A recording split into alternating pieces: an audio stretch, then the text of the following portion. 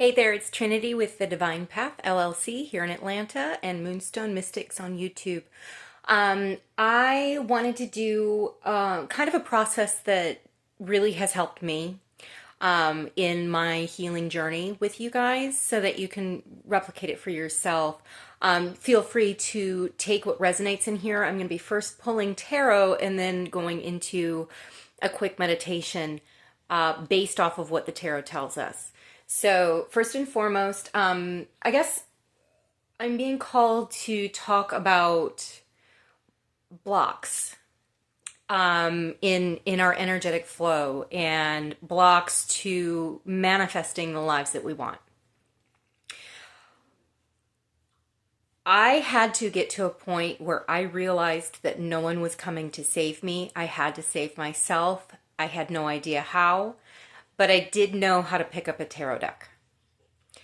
I have been reading since I was 16 years old. I've been meditating just about as long, but I really never got fully into it until about 4 years ago when I was like, okay, this stuff is legit and it's the only thing I know what to do. And guess what? My life has completely transformed. So here's how I will do it. But again, we are our own problem. We are our own solution. If you have that mindset going into it, then you can receive the information a little better.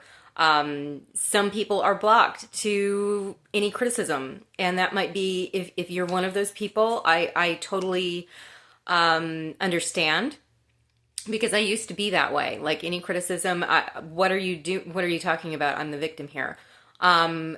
Eradicating that victim mentality was the first step. And I personally found 12-step programs really helped me with that.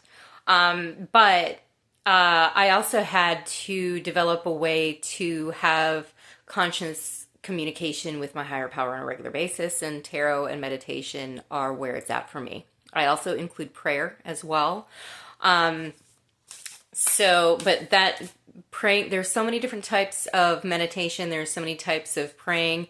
I teach people how to do both so that you can pray and meditate as effectively as you can. But one way to look at what you should be focusing on is to ask the tarot, what do we need to be focusing on just for today to maintain our side of the street, keep our side of the street clean, because that's something that if you don't maintain that, you're going to go off track and get out of alignment. So it will build up over time, and then you'll find yourself anxious and depressed and easily irritable.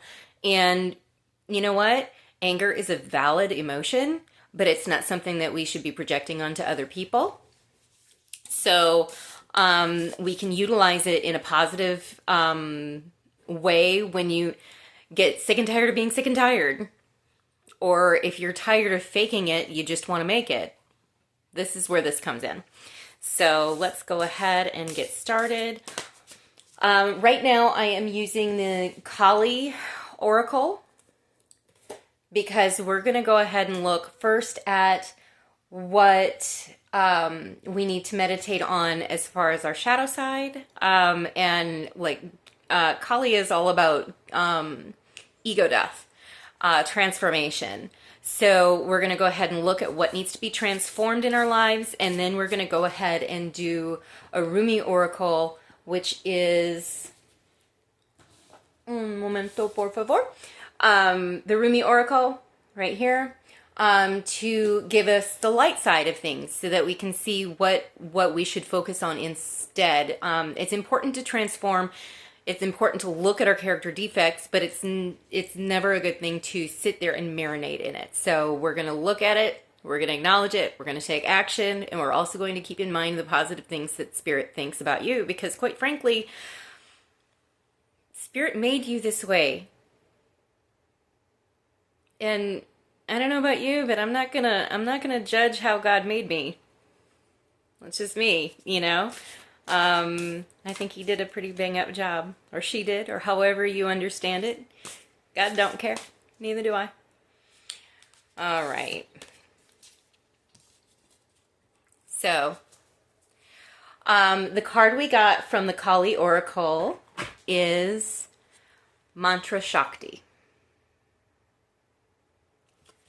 That is card number 40. That number may be resonating with you. You may have seen the number 40 along your path, whether it's in an address or in a sequence of numbers at a time, like 740, 640. 40 may be coming up to you. If that does, know that that's a synchronicity. That's just the universe's way of saying, hey, high five. You're talking to me. We see you.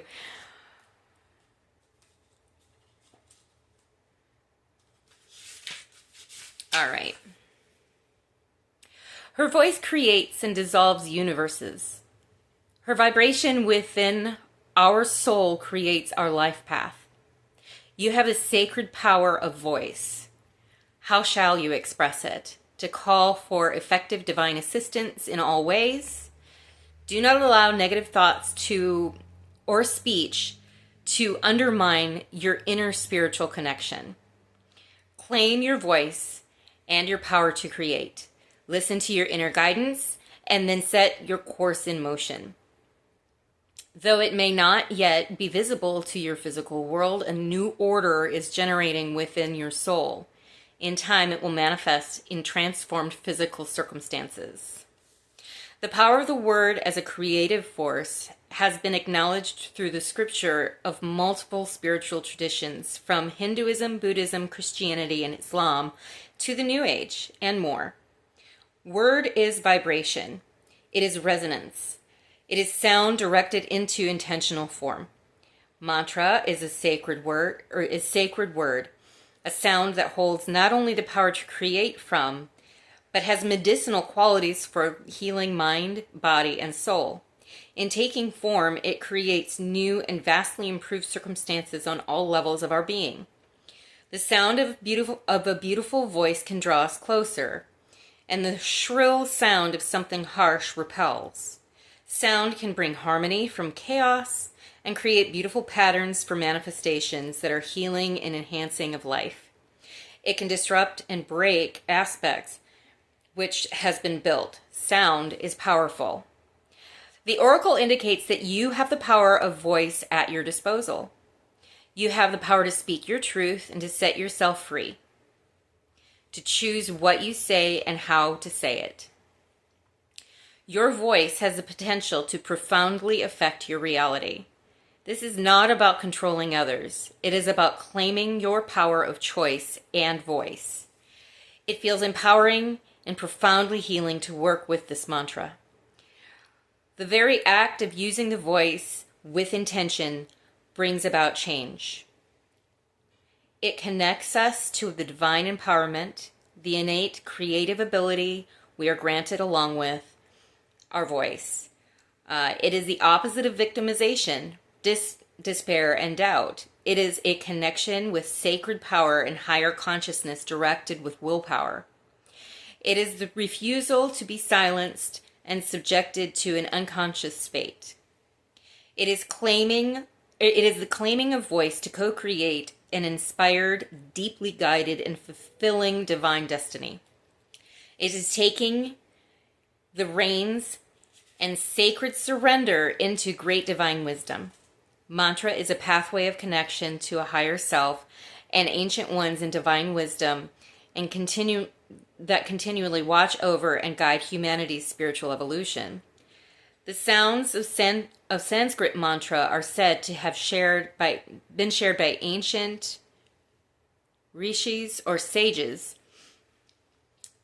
I might be pronouncing that word wrong. I apologize. You can correct me in the comments, please. I take criticism and constructive criticism especially quite gracefully.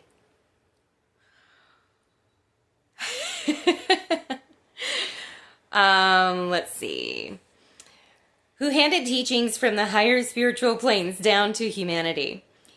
They did so to help humans deal with the challenges they foresaw and are still as relevant today as they must have been thousands of years ago. These are mantras of different purposes, and the simplest mantras can be very powerful. There are seed sounds, or hijas, which are a single syllable mantra to evoke certain realities, including the realities of realms of various deities. The Kali Hija is cream. It sounds like cream, Kreem. Cream is the sound of evoking the Shakti, the power and activity of Kali Ma in our lives and the world. It generates a powerful inner spiritual current, propelling the sound towards awakening. It breaks the cycle of bondage. It aligns our will with hers, allowing the Divine Mother to direct us from within. Like Kali Ma, the mantra is fierce and powerful, yet protective and bestowing of blessing. If you are facing negativity, challenge, or feel deeply guided to connect with the loving presence of Kali Ma, then this mantra is a powerful shield of protection. However, just like working with Kali, working with her mantra is not for the faint-hearted. When we set a boundary, it is natural that there will be times when others attempt to cross it. We do not need to feel fearful of this, but rather wise to it. The spiritual path is not something that we walk occasionally. It is a way of being with, or that is a relationship with the divine. We understand there will be times when we will need to call on protection and the relationship more so than others. But this is not a burden to the divine, but a beautiful opportunity for us to realize just how loved we are. When we call upon the divine, we are always answered. The message of this oracle is that you have the divine birthright. You have the divine birthright. Believe it. To choose how to deal with negativity. You do not need to allow it to gain influence in your being. Allow others to the choice to behave as they wish, with the respect that each path is unique, and that we cannot know what another or how another needs to learn and grow in their life journey. However, that is not an excuse to allow for negativity to infiltrate your being and undermine your spiritual relationship with yourself, the divine, or your spiritual path that can bring benefit to the world. This oracle brings a message from the Divine Mother. If you have need of something, ask for it. Use your voice in a way that helps you and empowers the divine to help you too. Invocation ritual for this: be seated or stand comfortably. Allow your awareness to settle on the flow of your breath in and out. Move your jaw around in all directions to loosen tension subconsciously held there. To the end, you may like to massage your head and face lightly. Rub across your neck, throat, and the top of your shoulders to bring awareness and release tension. Wiggle your shoulders. Can you breathe in? Exhale more deeply now too. Feel the sense of grounding and connection with the earth beneath you and your body. Press your feet into the floor. If you cannot do this physically for any reason, imagine you can do it energetically. Sense how your entire body is connected to the flow of breath. When you are ready, say the following prayer. Beloved Kali Ma Devi, I call upon light. Hareem. I call upon your true nature, Cream. May the light bright peace and may the light bring peace and may your true nature bring freedom. May there be a perfect balance between calming and liberating forces. I lay claim to the creative divine power within me and choose to align myself with the divine feminine power that protects, nurtures, and liberates all beings with perfect wisdom. I trust in you and say your mantra for the spiritual benefit of all beings. Cream, cream, Jai Kali Ma. Finish with your hands in prayer. You have completed this ritual invocation. So that is one meditation that you can do, which I love it when they add meditations at the end of the oracles in the guidance book. It always makes me happy. Ooh, my nose is...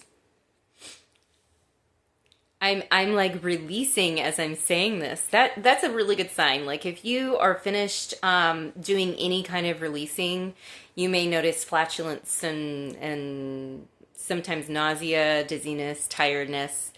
Drink lots of water, ground yourself, stay away from alcohol and drugs, and it will pass, but that is a normal symptom. So don't be afraid of those symptoms if they occur when you're doing any healing. Like I am now. Oh my goodness. All right, now we're going to go ahead and pull from the Rumi Oracle. I will read the poem out of that, and then I want to get a little intuitive. I'm going to get intuitive on your ass. Because I love you. All right. It's funny because I saw this card first at the bottom of the deck, then on the split, and then it pulled. So apparently this is the card for us. All right. Blessing of Al-Hakim. I will go ahead and get this right there. You can go ahead and screenshot this and kind of look at the picture and meditate on it if you wish. Let me go ahead. Look at the number on the card, 40. I'm telling you. If you've been seeing 40 everywhere, this is definitely a message for you. You cannot make this stuff up. I love my life. I do. It is so synchronistic. It's like Carl Jung has come down and sat right next to me and given me a therapy session. Maybe he has. You never know. All right. Blessing of Al-Hakim. Card number 40. Sell your cleverness and buy bewilderment. Cleverness is opinion. Bewilderment is vision. Rumi. The gift of wisdom, the blessing of Al-Hakim, gurgles up from your heart. Her blessing is evoked by life, like the laughter of a babe joyfully repenting to the playful tickle of a mother's hand. Wisdom can make divine sense of anything, especially of where logic is blinded. How I revere the blessing of Al-Hakim, of wisdom, for she is precious and welcome to me now and always. The dear friend who brings me peace. Okay.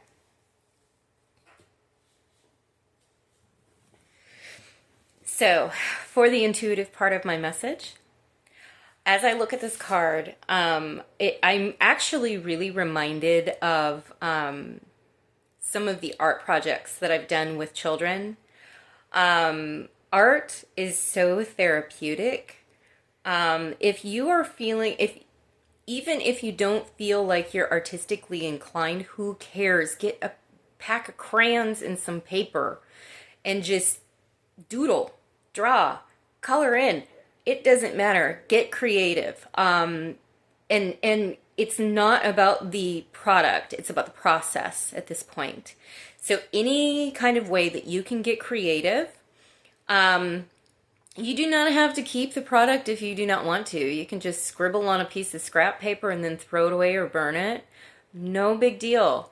But the act of getting creative can actually put us into a meditative mindset. And that vibrational frequency can actually take the distractions out of our lives. If you're going to play music while you're doing it, play music that puts you in a certain frequency that you would like to be in. Like if you want to be happy, play happy music. If you want to be calm, you might play singing bowls. It doesn't really matter, but it's one of those things where, like, this is probably not a time for Nine Inch Nails. 9 Inch Nails is for when you're running and you're mad at somebody. I love 9 Inch Nails though. So anyway, the other thing that I'm seeing is God looking down at you and seeing a beloved child. something that God has so carefully crafted, something that your higher power has put a lot of time, effort, and purpose into creating. Don't be afraid I'm hearing, don't be afraid to take the stance of a newcomer, because that allows you to come into certain situations with fresh eyes. So let's say you've been doing a type of work for a period of time. Be brave enough to retake a training video, get back to basics. If you are working a 12-step program, which a lot of my people who come on here and watch this are, you might go back to steps 1, 2, and 3. And you can substitute what you're powerless of with anything. And so let's use the example, I am powerless over my belief systems that I have about money. I'm powerless over my belief systems about what self-love looks like. You can literally do anything, but lately I've been really having a lot of clients where we are actually getting deep and looking at their belief systems that they hold. And I think that that's kind of a collective thing. Like, what have I been buying into that is just simply not true? What has been instilled in me as a belief system from my family of origin or from the community that I grew up in, that is simply not true. And once we know that it's not true, we can push that bitch down and get rid of it, and go back into, oh wow, okay. I actually had some notes yesterday, and as I was talking back and forth with my higher power, and this is coming full circle right now.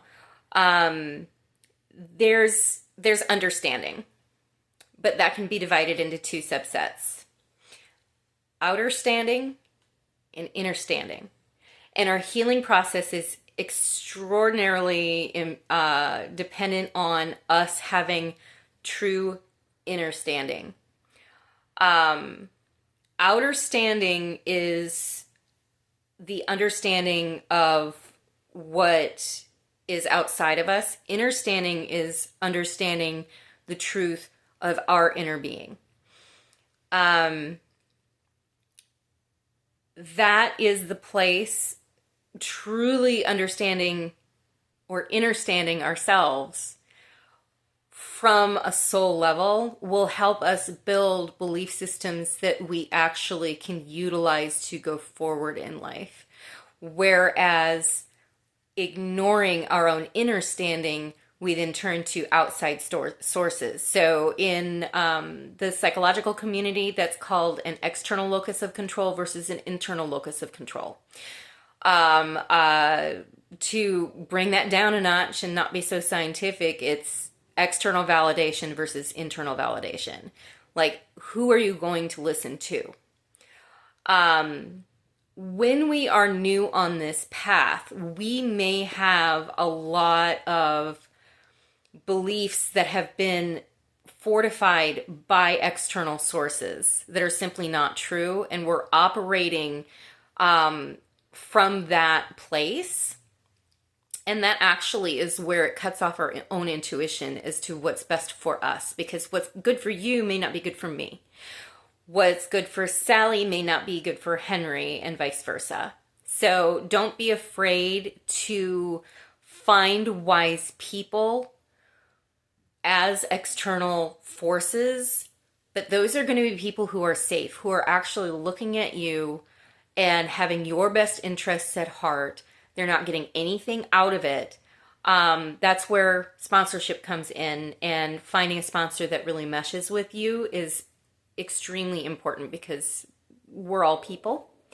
But that's where I have been really humbled lately, because I have realized that for quite a few people in my life right now, whom I love very, very much, I am their safe space. And it's because I can hold them with love and compassion, with boundaries, always boundaries. Boundaries are our best friend. But these people, we respect each other's boundaries, but we also can vent, feel heard, and then receive guidance. And then these people are acting upon it and changing their lives. Just like when they give me advice, I take what they say. But that type of community takes time to build. And so if you are just now getting onto the recovery staircase, as you will, or if you want to look at it as beginning your healing journey by taking that first step, know that the beginning can be a little lonely because some people who don't have your best interests at heart, who are just simply using your fears to manipulate you, that takes some time to learn how to discern that.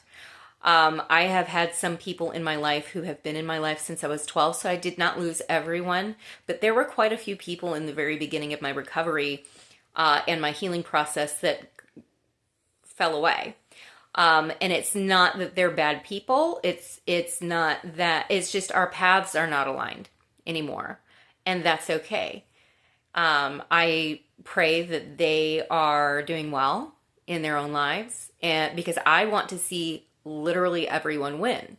I am not selfish. I don't need all of the fame and glory and accolades for myself. I want everybody to win.